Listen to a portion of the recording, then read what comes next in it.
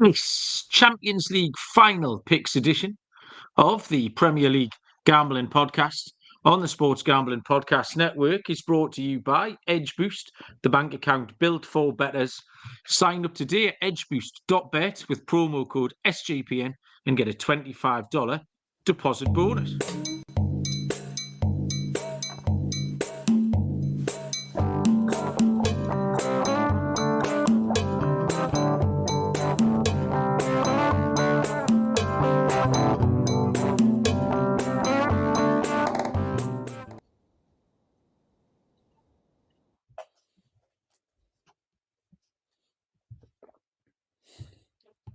Welcome, everybody, to the Premier League Gambling Podcast on the Sports Gambling Podcast Network. My name is Malcolm Bamford, coming to you from Newcastle upon Tyne in the northeast of England. Today was supposed to be Thursday, May the 29th. It's actually Friday, May the 30th, and we are here to handicap the Champions League final. Absolutely overwhelmed with enthusiasm and possibly beer. Joining us with an explanation is Mr. Barry Penaluna. All right, Baz, nice to see you there. You all right, son? Yeah, sorry to keep everyone waiting. You don't look sorry, I'll be honest, Barry. You're grinning like a Cheshire cat. I couldn't give a fuck, to be honest. I've literally just walked in the house, literally about 30 seconds ago. I haven't even taken a piss yet. I went to the fridge, I got myself a bottle of water, and here I am, full of vodka, full of gin, and full of frivolity. So I've had a good night. Well, good you can be full of frivolity for all of us, because I'd be desperate to go to bed. I'm literally sat here, Baz, with nothing to do. Like, there's no football now, there's nothing on. There was one day baseball game I watched a little bit. I've watched all kinds of shit on the telly for 7 hours waiting for you. Where have you been? Tell us all about it then. I've been gigging again, and it's the usual story. I've been to the Rescue Rooms, a music venue in Nottingham. Went to watch Andrew Cushin, a little local Newcastle chanter. There was a Stockport band on called the Rolling People. They were good. And another band called the Publics. So 3 good bands a night, £20 spent, plus all the vodka and gin. Caught up with Kieran. Kieran says hello. He'll know Kieran from last year's trip. And Andrew Bevan, as you know, as well. So caught up with a couple of friends. Took Chloe along, the eldest daughter. So yeah, the 4 of us have had a good night.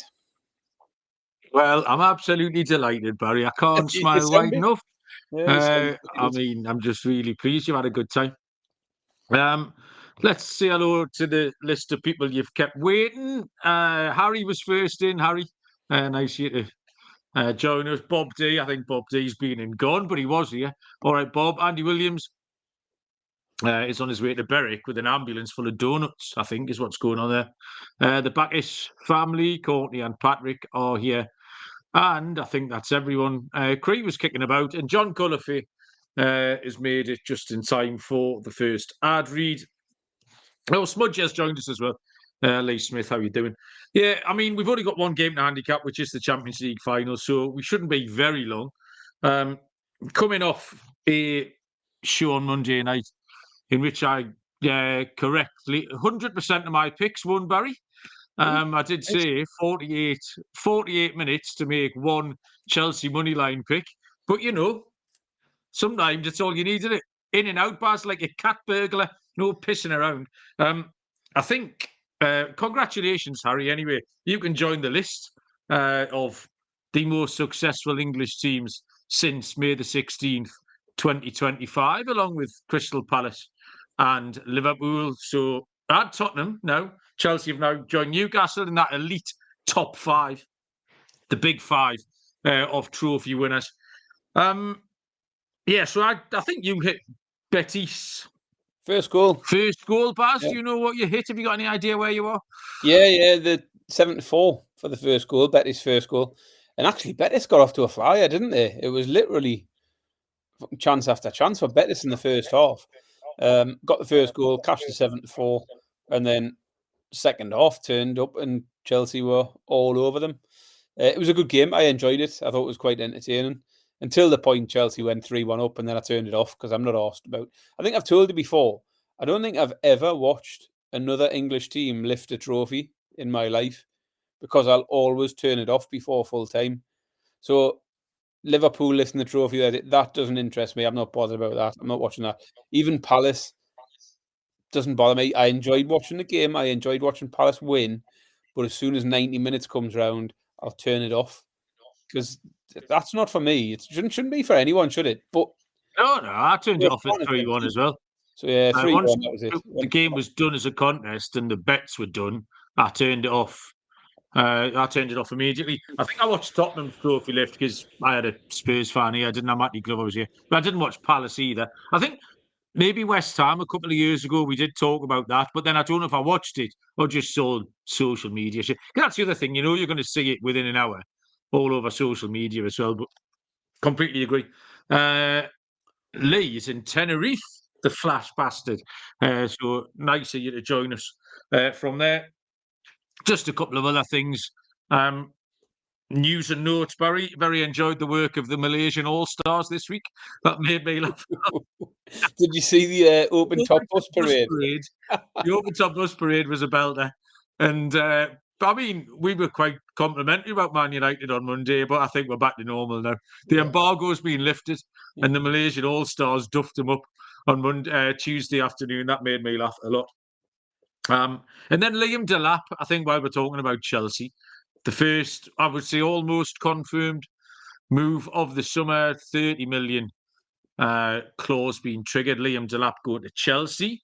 Don't know how a centre-forward who scored bugger all goals and got relegated gets to pick and choose which team he wants to go to, but apparently that's how it works. So a name that Newcastle might have been in for, Baz. Any strong thoughts on that? I think I'd have been happy if Newcastle had got him for 30 million.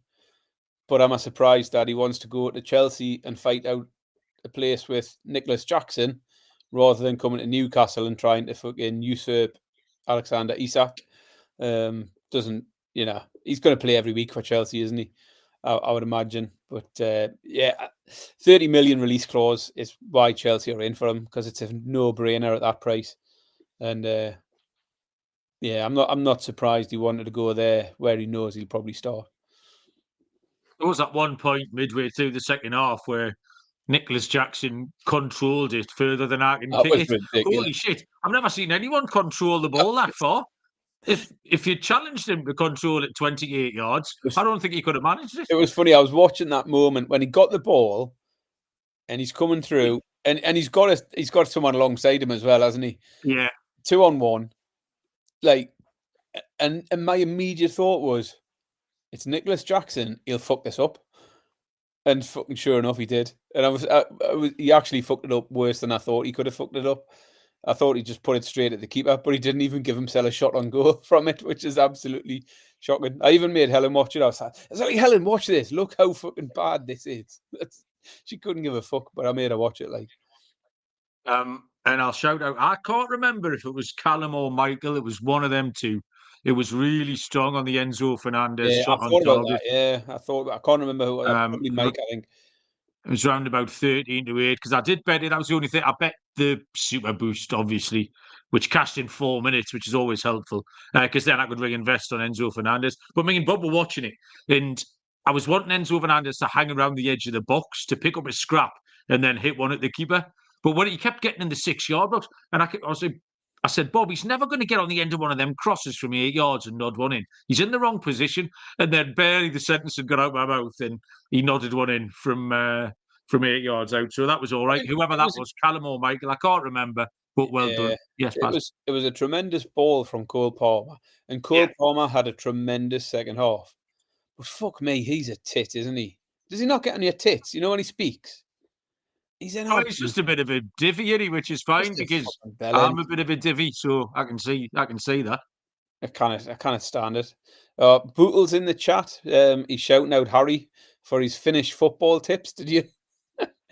Can you remember last week when we done? I think we briefly mentioned it on Monday, Baz. We done the afternoon tip, didn't we? And we done the afternoon show, and Harry shouted out a Finnish game that was about to start on the afternoon. He went for the over 3.5, I think. Might have been over 4.5, actually. I think it was over 4.5. Yeah, finished 0-0. But yeah, classic. Yeah, very good. Well done, Harry. But he's all the way back now. He's got a full trophy cabinet of European trophies, as Harry. We never did find out if Bootle had managed to find his way back into his house, having left for the Tottenham parade. Oh yes, you thought he was locked. Did you think he was locked out, and I thought he was locked in? Yeah, we've not had confirmation. You see, I think that says something about our respective personalities. Barry, a psychologist would have a field day with you assuming someone was locked out and me assuming someone was locked in on how we see the world. Right, Champions League. We've made a few different picks. I've made more than one pick, even though, 100% record on the Chelsea game. So we've got some outrights. We've got some props, player props, and a little bet builder as well. I've no idea what Barry's done, if indeed he's done anything this week, because he's not really been getting involved the last few weeks. He's sat out quite a lot. Fuck off. The SGP guys are, I'm going to be saying this sentence again, ripping packs live on air next Monday night, breaking a case of Panini Prisms with DAPS, and you can get a 10% off your favourite team with the promo code SGPN. Go to sportsgamblingpodcast.com/break to get in on the action. Edge Boost is the first ever bank account built for bettors. All gambling transactions are approved. No usage fees, no minimums, cashback rewards. Sign up today at edgeboost.bet with the promo code SGPN. Deposit $25. EdgeBoost will match that deposit. Edgeboost.bet, promo code SGPN. And Underdog going long for the NBA playoffs with their extender bonus. Hop in game one, and the longer the series goes, the bigger the bonus gets. Use our code PLGP to claim a special pick and first-time deposit offer up to $1,000 in bonus credits. UnderdogFantasy.com, promo code PLGP. Righty-ho. Champions League final. Saturday, May the 31st, 8 p.m. local time, 3 p.m. Eastern time. This game is for the right to play Tottenham Hotspur in the European Super Cup early next season. That is the big prize on offer. There's also the small matter of the trophy and the title of Champions of Europe, as well as a secondary titillation for the teams. Inside 90 minutes, PSG are 6-5 favourites, plus 120. The draw, 23-10, plus 230. Inter Milan are 12-5, plus 240. To lift the trophy, so extra time and penalties, PSG 4-6, minus 150. And Inter Milan are 13-10, plus 130. So I've done the levy lifting. The heavy lifting is what I've done, Baz. Do you think I've been full of vodka injured? The stats, recent, go with the 10-year trends first, Baz. 10-year trends on Champions League finals. Don't you worry, son. You can go and have that piss if you want. I'm all over this. Last 10 finals, we're going 8-2 to the favourites. 7 of those, 8, got the job done inside 90 minutes. Average 2.3 goals per game. 7 out of 10 went under 2.5. 4 out of 10, both teams to score. And only 1 out of those 10 went to penalties. So looking at those trends, Bars, favouring the favourites.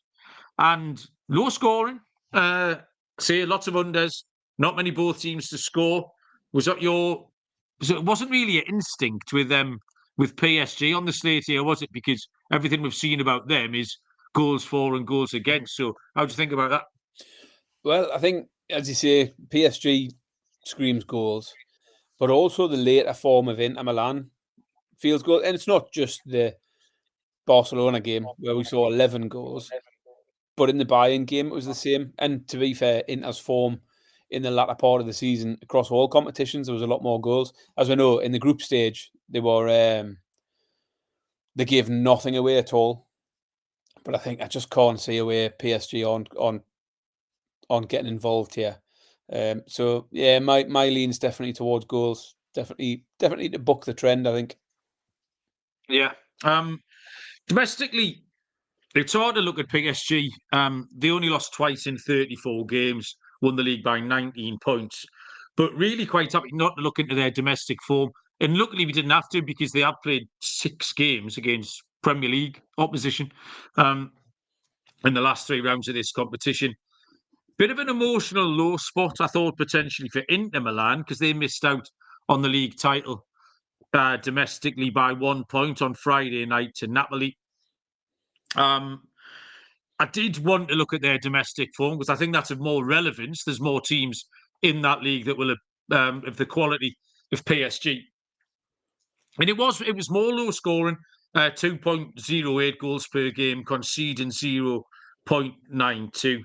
I'll start the Champions League stats here then. PSG in the Champions League, 1-10 drawn 1, lost 5, scoring 2.06, conceding 0.94. Inter Milan have won 10, drawn 3 with only 1 defeat, 1.86 goals per game scored, 0.79 against. Baz, much in those stats for you in terms of wins, losses, goals against, any of that? No, I think you're right in terms of Inter's domestic form means a bit more, particularly more recent form, because PSG had that league wrapped up ages ago. So they did start dropping loads of points, but you look at the team they were putting out every week and they just didn't care. Whereas Inter were in it, they were playing for everything. So every game Inter have played recently has meant something. They were still in the league title. They were still in for the cup. And they just had that, particularly that little rough spell. They lost 3 in a row in between the Barcelona and Bayern games, where they got knocked out the cup, and they sort of set themselves back in the league. So I think that they've picked up. They did pick up since they finished quite strongly, but that sort of sticks out for me. The PSG, as you say, looking at the domestic form, doesn't mean a lot. They had that league wrapped up so early, like. The subhuman Gaucho has joined us. Gaucho, welcome along. We have said in recent weeks, teams that have just decided not to bother trying because they've qualified for something, and it didn't make any sense to us. But they're the teams that have won everything. Sunderland, who just had 3 months off. Fuck this, lads. And then Tottenham, who also had 3 months off. They both won, which was in direct contravention of what we thought to be right and proper. But anyway, the PSG Champions League really was a tale of 2 halves. They only won 1 of their first 5 games, and then won 9 of their next 11. And we've got that really good form line, like a direct form line, because they've got 6 straight games against Premier League opposition, Liverpool, Aston Villa, and Arsenal, in that order. Or was it the other? Yeah, it was that way. Not many trends in those. 3 of those games went over 2.5. 3 of them went under. Both teams to score, yes in 3, no in 3. So you couldn't really pick much out of them. There was a similar split with Inter Milan, but it was a goal split, because we loved in those early rounds before Christmas, we were just taking them to win to 0 or under 2.5 every single week, and it was a cash cow. 8 out of 9 clean sheets earlier on. There was 5 1-0 wins and a 0-0 draw. And then it completely flipped after Christmas. Both teams to score in over 2.5, 5 in a row. Not a kick in the arse off, 5 goals per game in those. The Bayern Munich game, the Barcelona games that we just talked about. So, I mean, much in there, Baz, in terms of the... How do you read that Premier League form line for PSG? The main takeaway, it was one of the first points I come into, I was immediately drawn to PSG, but then I thought to myself, I think that's mostly because I've watched more of them because of those English games. So the fact they played Liverpool and then Villa and then Arsenal means I've watched them 6 times in the last 3 rounds, because that was the game of interest every time. So it did draw me in, and to be fair, they've been impressive, particularly in the Liverpool and Arsenal games. The fact they've conceded quite a few goals to Aston Villa is sort of maybe takes you off a little bit. But at the same time, even those goals they conceded to Villa was at the point where they almost had it wrapped up. Could have thrown it away. But against Liverpool in particular, that was the point where I sort of sat up and thought, ooh, these have got a real chance here. And And again, against Arsenal, they just kept Arsenal at arm's length throughout, never looked in danger of dropping that tie. So that does drag me towards them, purely because I've watched them a lot more. Whereas Inter sort of only caught the eye more against Barcelona, because we saw those exciting ties there. Okay. Well, do you want to give us your main pick then, Baz? Your outright, and then we'll move into the player props, etc. after that. Yeah, so I mean, you come into it, and I thought picking a winner was tricky initially, just because of what we've seen in the last few rounds. As I say, I've seen more of PSG, so I was immediately drawn to them. But you can't ignore the Inter form in the competition. The recent form stands out, seeing off Bayern and Barcelona over 2 legs in the last 2 rounds. But they were really, really good in the group stage as well. You've mentioned they lost just once. They conceded only once in 8 games in the group. They beat Arsenal along the way, finished 4th in the table. So their pedigree throughout this full tournament has been really, really solid. But I couldn't get away from PSG here.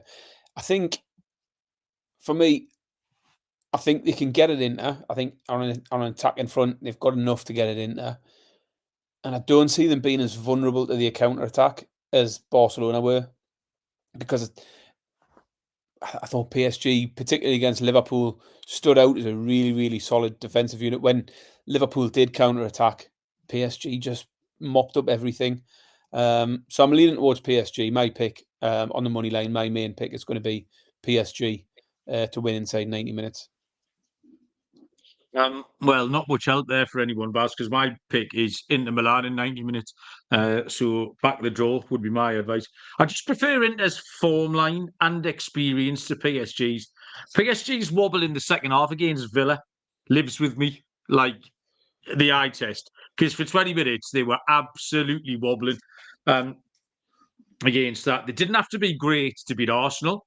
And Arsenal were on top in that first 20 minutes in Paris. In the second leg. That form of Inter Milan v Barcelona is the best form on offer, even though they didn't beat them in 90 minutes twice. Do you know what I mean? Both games finished 3-3. They got the win in extra time. And the form before that, the quarter-final form against Bayern, I think is pretty solid too.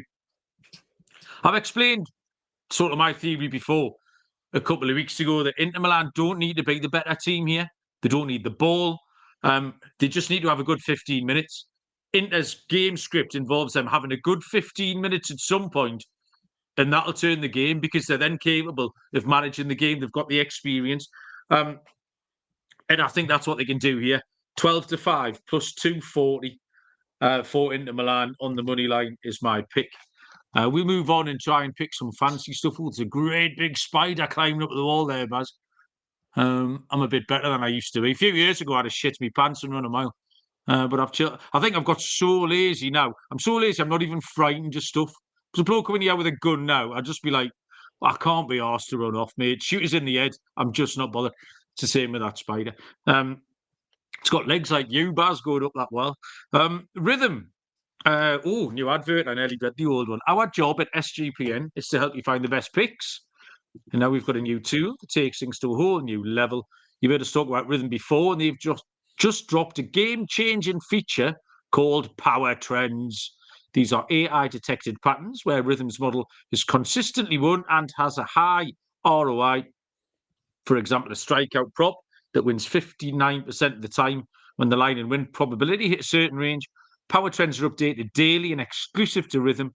No touts, no noise, just clean, data-backed bets. Get your 7-day free trial, sportsgamblingpodcast.com/rhythm.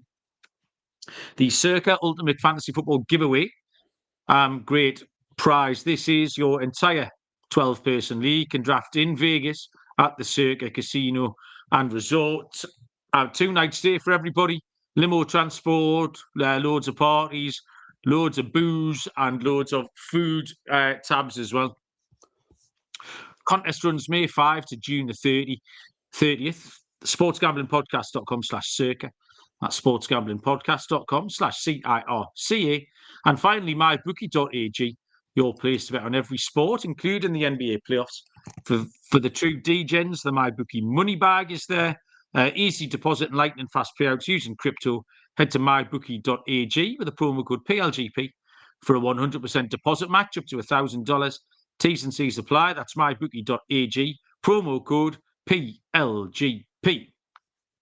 Okay, we've got a bit more exotic stuff going on here.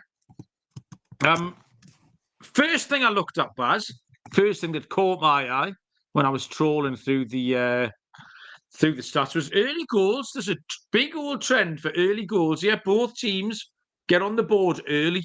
PSG did it at Arsenal. Inter did it twice against Barca, I believe. They've played 16 and 14 games, respectively, in this competition. 5 times both teams have scored in the first 15 minutes. Good record now. So I like the angle for an early goal. Only issue I've got is I can't find the bet. Bet365 have got the first 10 minutes market.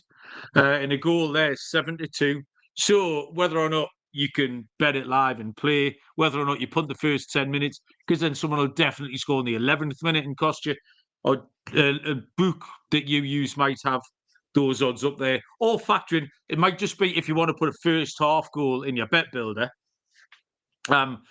that's an angle. All I'm telling you is early goals are definitely a thing. I couldn't find anything in the corners, Baz, at all, for and against. PSG 9.7, for and against, into 9.5, right where the lines are. So I couldn't do that. The assists market's quite interesting because the leading assister, is that a word? The leading assist getter in the competition is Achraf Hakimi, fullback, right back for PSG. So not someone you'd necessarily think would be up there. And Henrik Mkhitaryan for Inter Milan. Hakimi's got 5 in the competition. Mkhitaryan's got 4. Again, didn't fancy them much as a bet. My 2 bets that I liked, player props. The first one is shots on target, and it's Ousmane Dembele leading the competition in shots on target per game. Dembele 1.87 shots on target per 90 minutes. The line of over 1.5 shots for Dembele is 5-6, minus 120. And over 2.5 shots is 11-4, plus 275. So that's a nice bet. And my other play is fouls. And I wanted to factor Denzel Dumfries in.